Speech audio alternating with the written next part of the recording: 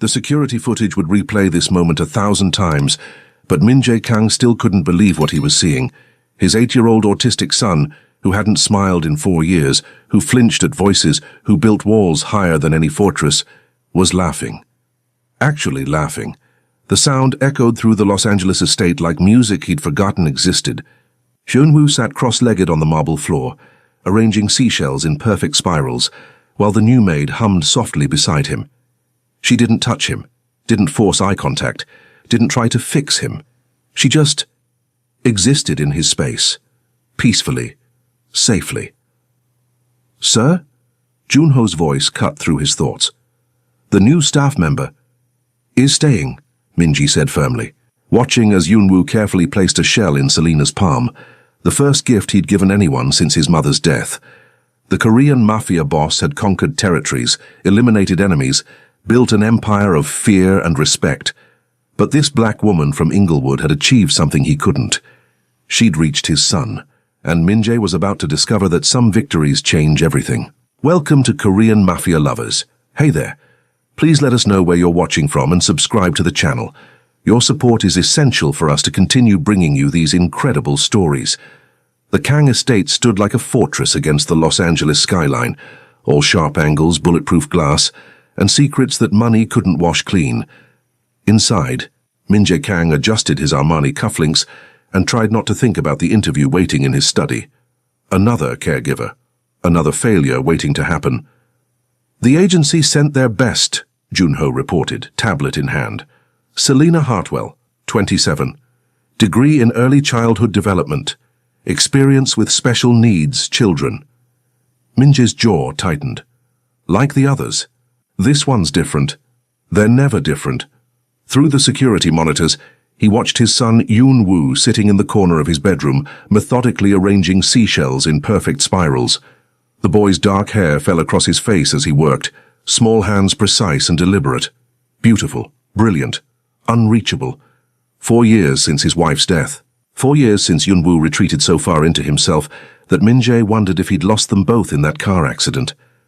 The doorbell chimed. Min-jae straightened his tie and walked to the foyer, expecting another nervous college graduate who'd quit within a week.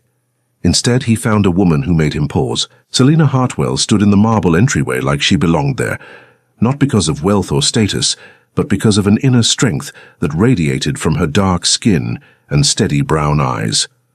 Her locks were wrapped elegantly in a silk scarf, and she wore a simple navy dress that somehow looked more sophisticated than the designer clothes his previous staff favored. "Mr. Kang," she said, extending her hand. Her voice was warm honey over steel. "I'm Selena. Thank you for considering me."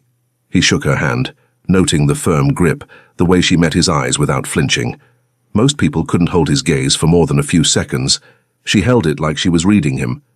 "You understand this position involves more than housekeeping," he said, testing her. "I understand your son needs someone who sees him as a person, not a problem to solve." Something in his chest shifted. The previous caregivers tried to change him instead of changing the environment around him. She glanced around the stark, echoing foyer.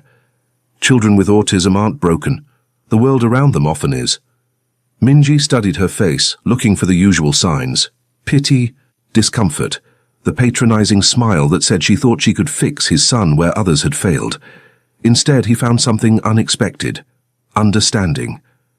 "The pay is generous," he said, "but the work is challenging."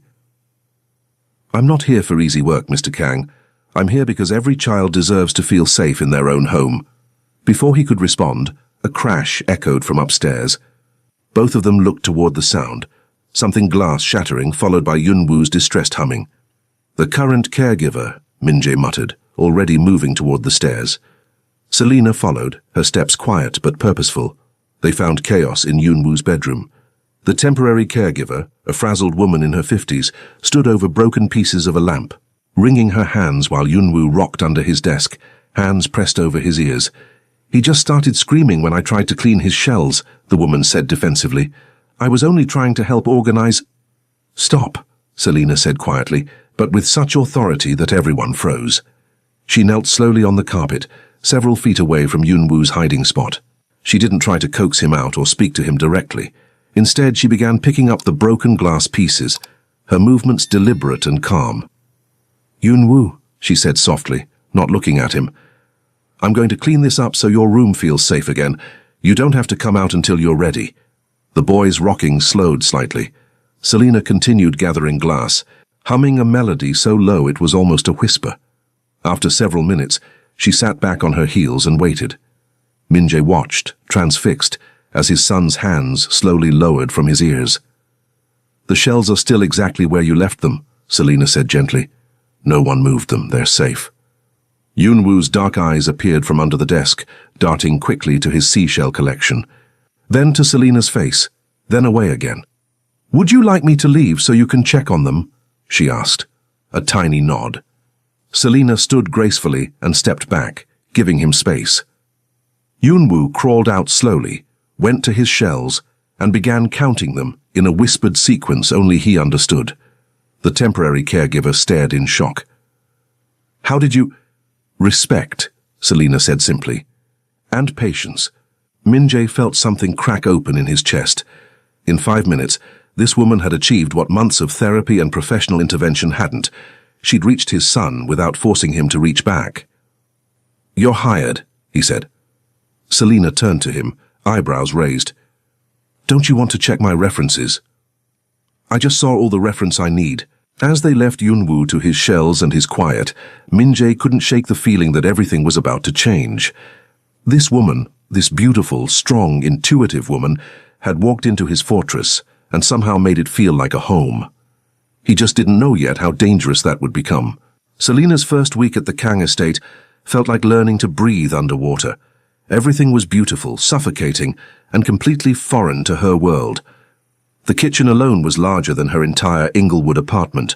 Marble countertops stretched endlessly, reflecting the soft LED lighting she'd immediately dimmed for Yunwoo's comfort. The refrigerator was a technological marvel that probably cost more than her yearly salary, but it was the silence that unnerved her most. In her family's cramped house, there was always noise.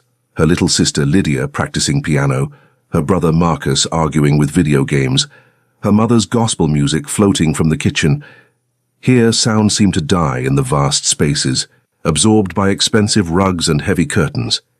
Except for Yunwoo's whispered counting, she found him every morning in the same spot, cross-legged on his bedroom floor, arranging shells in patterns that seemed random but felt deeply meaningful. He never acknowledged her presence directly, but she noticed small things. How he'd glance up when she entered, how his shoulders relaxed when she hummed while working nearby. "He's never done that before," Miriam, the head housekeeper, whispered one afternoon. They watched through the doorway as Yunwoo carefully moved one of his shells closer to where Selina was dusting a bookshelf. "Done what?" Selina asked. "Included someone in his space. Usually he moves his shells away from people." Selina's heart squeezed. Such a small gesture, but it felt monumental. The real test came on Thursday. Min-jae had been absent most of the week. "Business meetings," Junho explained with the kind of vague authority that suggested she shouldn't ask questions. Selina was grateful. The man's presence filled rooms like smoke, making her hyper-aware of every movement, every breath. She was folding laundry in the sitting room when Yunwoo appeared in the doorway, clutching a small wooden box. "Hi, sweetheart," she said softly, not looking directly at him. "I'm just organizing some towels. You can come in if you want." He approached slowly, stopping just outside her personal space. The box in his hands was carved with intricate Korean symbols. "That's beautiful," Selina said. "Did someone special give it to you?" Yunwoo's voice was barely a whisper. "Ioma." "Mother." Selina's throat tightened. She'd learned from Miriam about the car accident, about how Yunwoo had withdrawn completely after losing his mother. "She must have loved you very much," Selina said gently. Yunwoo nodded, then did something that made her breath catch. He sat down next to her, close enough that she could feel his small presence. They sat in comfortable silence for several minutes before he opened the box. Inside were more shells, but these were different. Polished, iridescent, clearly treasured. "Ioma and I collected them," he whispered, "at the beach." "They're perfect," Selina said, meaning it. "Each one is special." Yunwoo selected a small pink shell and held it out to her. "For you." Selina's eyes filled with tears. She accepted the shell with reverent hands, understanding the magnitude of the gift. "Thank you, Yunwoo. I'll treasure it." For the first time since she'd arrived, he looked directly at her face. Just for a second, but it was everything. That's when Min-jae walked in. He stopped in the doorway, taking in the scene. His son sitting close to Selena, the open treasure box, the shell in her palm. His expression was unreadable, but something intense flickered in his dark eyes. "Appa," Yunwoo said, quickly closing the box and scooting away from Selena. The withdrawal was like a physical blow. Selena watched as the boy's shoulders tensed, as he retreated into himself the way he always did when his father appeared. "I was just," Selena started, "showing her Iyama's shells." Yunwoo finished quietly, not looking at either adult. Min-jae's jaw worked silently.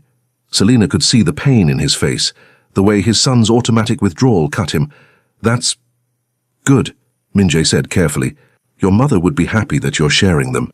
Yunwoo nodded but didn't respond, his attention returning to his shells with laser focus. Selena stood, shell still clutched in her palm. "I should get back to work." "Wait," Min-jae said. When she turned, he was studying her with that intense gaze that made her feel exposed. "Walk with me." It wasn't a request. They walked through the estate's garden in silence, past perfectly manicured hedges, and a fountain that probably cost more than most people's cars. The late afternoon sun caught the highlights in Selena's locks, and Min-jae found himself distracted by the way she moved. Graceful, purposeful, completely unintimidated by his wealth. "He's never shared those shells with anyone," Min-jae said finally. "I'm honored that he trusted me with them. You don't understand." He stopped walking, turned to face her.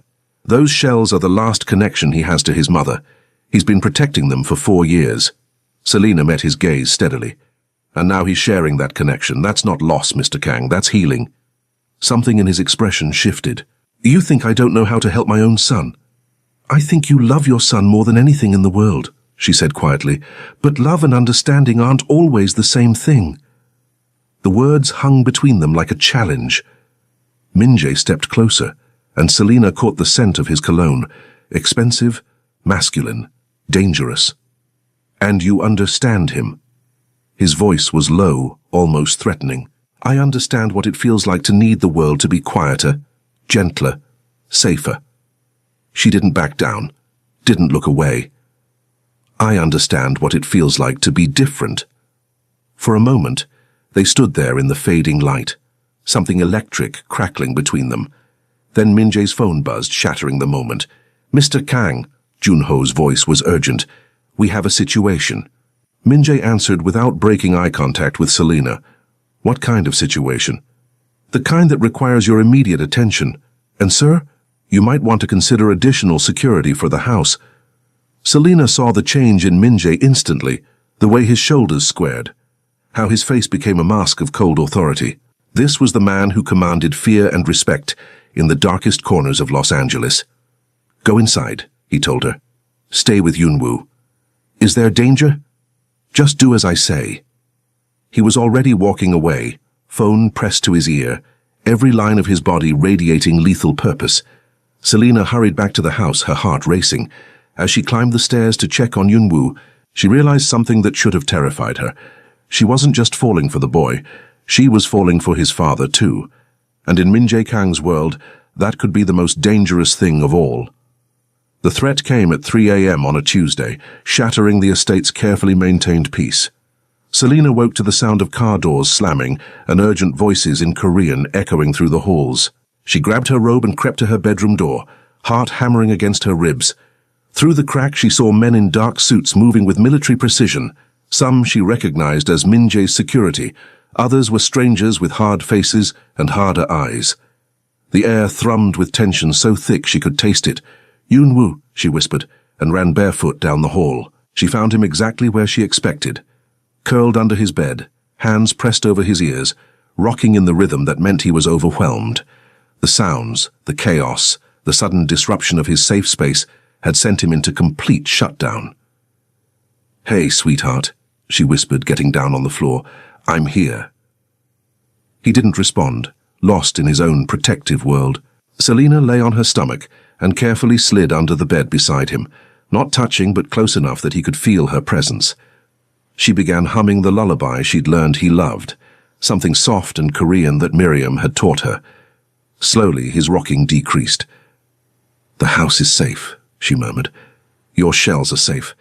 I'm here, and I'm not going anywhere." That's when Min-jae found them.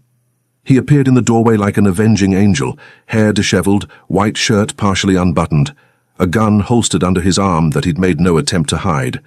His eyes swept the room frantically until they landed on the two figures under the bed. "Selina?" His voice was rough with something that might have been relief. "We're okay," she said quietly. "Just waiting for the world to get quieter." Min-jae knelt beside the bed, and for the first time since she'd known him, his composure cracked completely. "Yoonwoo? Appa is here." The boy's eyes opened, finding his father's face. "Appa," scared. "I know, son, I'm sorry. The loud noises will stop soon." Yoonwoo reached out tentatively, and Min-jae caught his small hand in both of his larger ones. "Selina stayed," the boy whispered. "Yes," Min-jae said, his gaze shifting to her. "She stayed." Something passed between them in that moment, an understanding, a recognition of what she'd chosen to do. She could have hidden in her room, could have waited for the danger to pass. Instead, she'd run toward his son. "Sir?" Junho appeared in the doorway. "The situation is contained, but we need to discuss security protocols." Min-jae's jaw tightened. "Give me 5 minutes." After Junho left, Min-jae helped Yoon-woo out from under the bed and settled him in his reading chair with his favorite weighted blanket. The boy was calmer now, but still fragile, still processing the disruption. "What happened?" Selina asked quietly.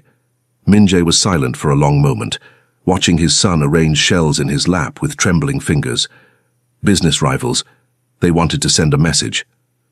What kind of message? His eyes met hers, and she saw something dangerous flicker there. The kind that reminds me why I keep my distance from things I care about. The words hit her like a physical blow. "Mr. Kang Min-jae," he said quietly, "if you're going to risk your life being here, you should at least use my name." "I'm not risking anything. I'm doing my job." He stepped closer, close enough that she could see the exhaustion in his eyes, the weight he carried. "Your job doesn't include putting yourself between my son and danger." "Yes, it does," she said firmly. "The moment I accepted this position, it did." Something shifted in his expression. Surprise, admiration, something deeper. "You don't understand what you're saying." "I understand perfectly." She looked at Yoon-woo, who was watching them with curious eyes. "I understand that little boy needs stability and safety. I understand that he's been through enough trauma. And I understand that running away when things get difficult isn't who I am." Min-jae stared at her for a long moment. Then, without warning, he reached out and touched her face, just his thumb brushing across her cheek, but it sent electricity shooting through her entire body. "You're either very brave or very foolish," he murmured. "Maybe both," she whispered back. "Appa." Yoon-woo's small voice broke the moment. "Is Selina staying?" Min-jae's hand dropped, but his eyes never left her face. "That's up to her." Selina looked at the boy, this beautiful, complex child who'd somehow wrapped himself around her heart. Then she looked at his father, dangerous, powerful, and more vulnerable than he wanted anyone to know. "I'm staying," she said. Relief flooded Min-jae's features. "The security will be increased. There will be more men, more restrictions. It won't be easy." "I didn't come here for easy." He nodded slowly. "There's something else.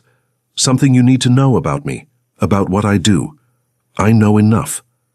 "No," he said firmly, "you don't. And before you make any more decisions about staying, about caring about us, you need to understand exactly who you're dealing with." Selina felt her heart racing, but she kept her voice steady. "Then tell me." Min-jae glanced at his son, who had fallen asleep in his chair, shells scattered across his lap like treasures. "Not here," he said. "Tomorrow, when he's safe at school. I'll tell you everything." As he lifted Yoon-woo gently and carried him to bed, Selina watched the careful way he moved, the tenderness in his hands as he tucked his son under the covers. This man, this dangerous, powerful man, was completely undone by love for his child, and she was falling for both of them. "Selina?" Min-jae's voice was soft in the darkness. "Yes?" "Thank you for staying with him. For... He paused, struggling with words. For seeing him as more than his autism. He's an amazing little boy, she said simply. He is. And he's lucky to have you. As Selina made her way back to her room, she realized that tomorrow would change everything.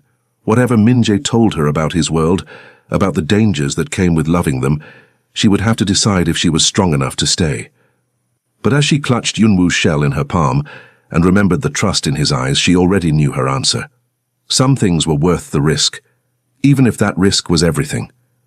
The truth came with coffee and morning light streaming through bulletproof windows.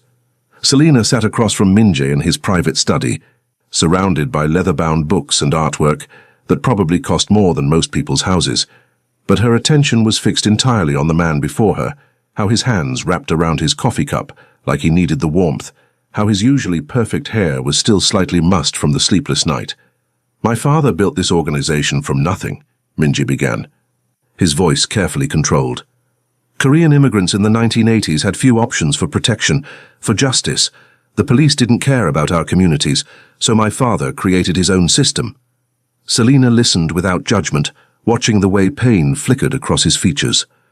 "I inherited an empire built on fear and loyalty, territory disputes, protection rackets, money laundering." He met her eyes. "I've done things, Selina, terrible things to protect what's mine. And now? Now I have a son who flinches when I raise my voice, a son who needs peace, not violence." His jaw tightened. "I've been trying to transition the organization into legitimate businesses, real estate, restaurants, import companies. But change takes time, and not everyone agrees with my methods. Like the men who came last night. The Park Syndicate, they see my softening as weakness. They want to absorb our territory, our operations." He set down his coffee cup with deliberate precision. "They threatened my son." The words hung in the air like a death sentence. "What did they say?" Selina's voice was steady, but her hands trembled slightly. "That autistic children are fragile, that accidents happen." Min-jae's eyes went cold, and for a moment Selina saw the man who'd built an empire on fear. They made a mistake, threatening him. "What are you going to do?" "What I have to do." He stood, pacing to the window. "But first, you need to leave." Selina's heart stopped. "What?" "This isn't your world, Selina. These aren't your battles. I won't have you caught in the crossfire. You can't just decide that for me." He turned, and the look in his eyes was devastating. "I can't lose you too." The admission hung between them like a confession. Selina stood slowly, moving toward him with careful steps. "You won't lose me," she said quietly. "You don't understand." "I understand that you're scared." She stopped just out of reach, close enough to see the vulnerability he tried so hard to hide. "I understand that everyone you've ever loved has been taken from you, but I'm not going anywhere." "This isn't a choice, Selina. It's not safe. Yunwoo needs me. Yunwoo needs to be alive more than he needs you." The words exploded out of him, raw and desperate. Selina saw him immediately regret them, saw the way his shoulders sagged with exhaustion and fear. "He needs both," she said softly. "He needs his father to come home safe, and he needs the stability I provide. You can't protect him by destroying everything good in his life." Min-jae's phone buzzed. He glanced at it and his face went pale. "What is it?" Selina asked. "They have surveillance photos of you with Yunwoo." His voice was deadly quiet. "They know exactly who you are." Fear shot through Selina's chest, but she forced herself to stay calm. "Then running won't help. They already know about me. Which is why you need protection I can't guarantee. Or," she said, stepping closer, "it's why you need someone who understands that love is worth fighting for." Before he could respond, Junho burst through the door without knocking, something that would have been unthinkable under normal circumstances. "Sir, we have a problem. Yunwoo's school called. He never arrived." The world stopped. Min-jae went completely still, and Selina watched as every emotion drained from his face, leaving behind something cold and terrifying. "What do you mean he never arrived?" Min-jae's voice was barely above a whisper. "The driver says he dropped him off as usual, but the school has no record of him entering the building." Selina's knees nearly buckled. "Oh God, they took him!" Min-jae was already moving, pulling weapons from hidden compartments, his phone pressed to his ear. "Lock down the estate. Call every contact we have, check traffic cameras, security footage, everything. Min-jae, Selina grabbed his arm. Let me help. No. His eyes were black with rage. You've done enough. The words cut like a blade. You don't mean that, don't I? He turned on her and she saw the monster everyone else feared. My son is missing because I let myself get distracted. Because I let myself care about someone I should have kept at a distance. That's not... Get out, Selina. Pack your things and get out. If something happens to Yunwoo because of you... He didn't finish the threat, but he didn't need to. Selina stood there for a moment, watching the man she'd fallen in love with disappear behind walls of ice and fury. Then she lifted her chin and met his gaze with all the strength she possessed. Find him, she said quietly. And when you do, when he's safe and asking for me, remember that you chose fear over love. She walked out of the study with her dignity intact, but by the time she reached her room, tears were streaming down her face. As she packed her few belongings, she could hear Min-jae shouting orders, phones ringing, cars starting. The estate had become a war zone, and she was no longer welcome in it. But as she folded Yunwoo's favorite sweater, the one he'd left in her room after a particularly difficult day, she made herself a promise. She wouldn't abandon that little boy. Not when he needed her most, even if his father had just broken her heart. Selina had been gone for 6 hours when the call came.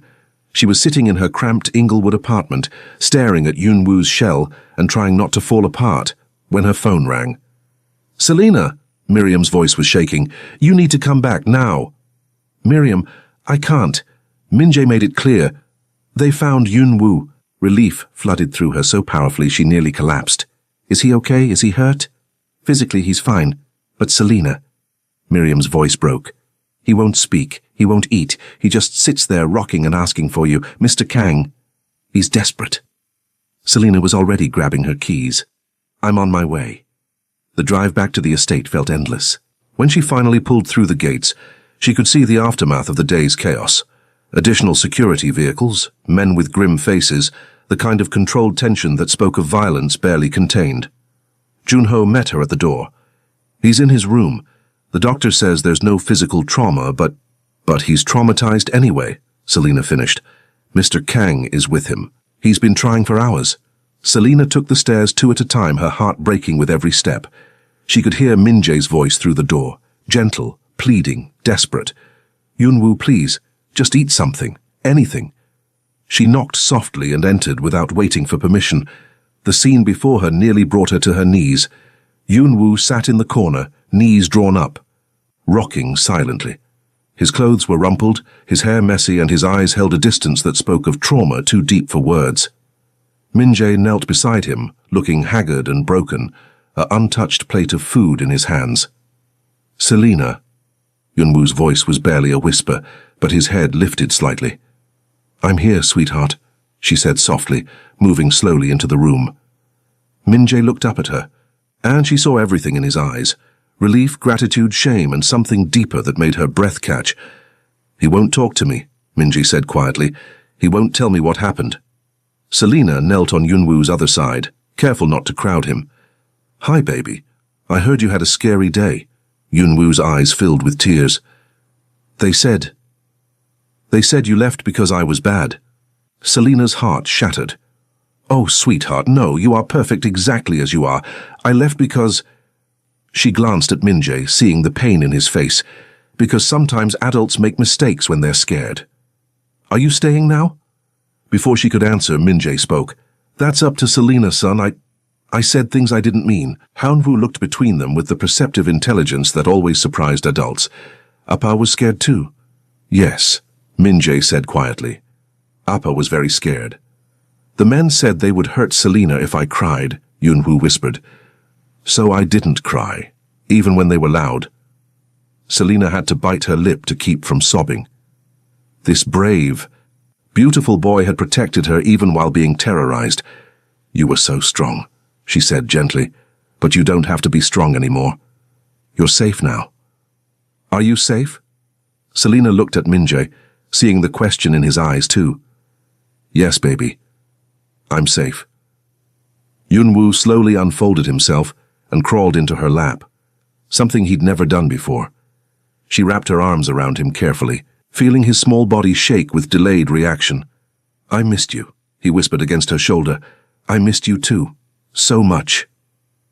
Over Yunwoo's head, her eyes met Min-jae's. The raw emotion there took her breath away. "I'm sorry," he mouthed silently. She nodded, understanding flooding between them. Later, after Yunwoo had finally eaten and fallen asleep in his own bed, Selina found Min-jae on the garden terrace. He stood at the railing, still in his rumpled clothes from the day, shoulders heavy with exhaustion and guilt. "How did you find him?"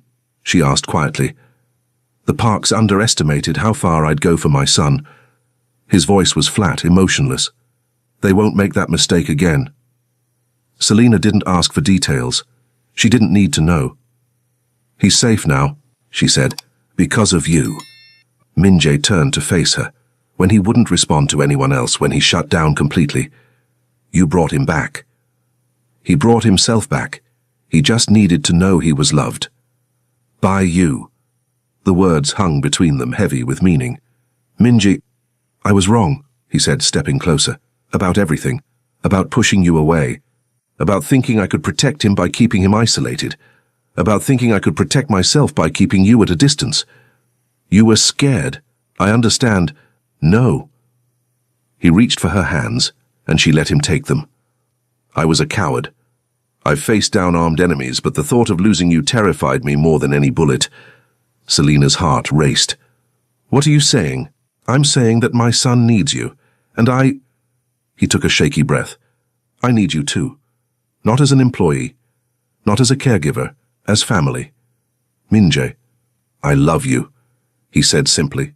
"I love your strength, your compassion, the way you see beauty in my son when others see only challenges. I love how you make our house feel like a home." Tears spilled down Selina's cheeks. "I love you too, both of you, but your world is changing, has to change, for him, for us." He cupped her face in his hands. "I can't promise it will be easy, but I can promise that no one will ever threaten what's mine again." "What's yours?" she whispered. His thumb brushed away her tears. "You, him, this family we've somehow created." Before she could respond, he kissed her, soft at first, then deeper when she melted against him. It was a kiss that tasted of promises and new beginnings, of love strong enough to overcome any obstacle. When they broke apart, Selina smiled through her tears. "So what happens now?" "Now we build something better, something safe, something worthy of him." Min-jae glanced toward the house where his son slept peacefully. "Something worthy of you. And the Parks?" Min-jae's expression hardened briefly. "Won't be a problem anymore." Selina decided she didn't need to know those details either. "There's one more thing," Min-jae said, reaching into his pocket. He pulled out a small velvet box. "This was my mother's. I want you to have it." Inside was a simple but elegant ring, not an engagement ring, but something more meaningful. A promise ring, a symbol of belonging. "Min-jae, I can't—" "You're already family, Selina. This just makes it official." As he slipped the ring onto her finger, Selina felt the last of her walls crumble.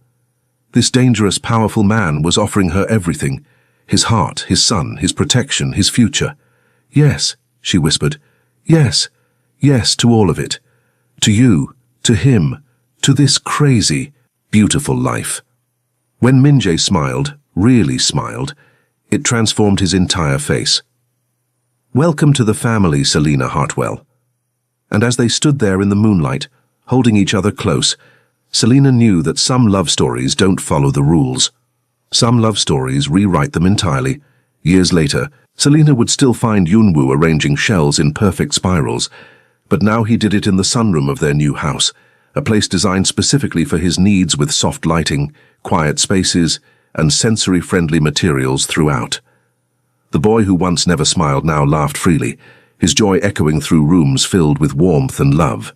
He attended a specialized school where his unique gifts were celebrated, and his collection of shells had grown to include specimens from beaches around the world, places they'd visited as a family.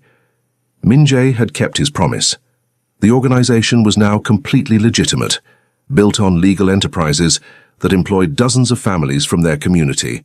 The man who once ruled through fear now led through respect and genuine care for those under his protection. Ioma, Yun-woo called one evening, using the Korean word for mother that had become as natural as breathing. Come see. Selena joined him on the floor, where he'd arranged his shells in a new pattern, a heart shape with the original shell she'd given her at the center. It's beautiful, sweetheart. Like our family, he said, leaning against her shoulder with the easy affection that had replaced his earlier struggles with touch. Min-jae appeared in the doorway, home from work, and Yun-woo ran to him without hesitation, another miracle that never got old. How was your day, son? Perfect, Yun-woo said simply, because we're all together. And as Min-jae's arms wrapped around both of them, Selena knew that some miracles were worth every risk, every challenge, every moment of doubt. Some miracles were worth everything. Thank you for staying until the end. Korean Mafia Lovers has many more incredible stories. Subscribe now because your support helps us continue creating these emotional journeys.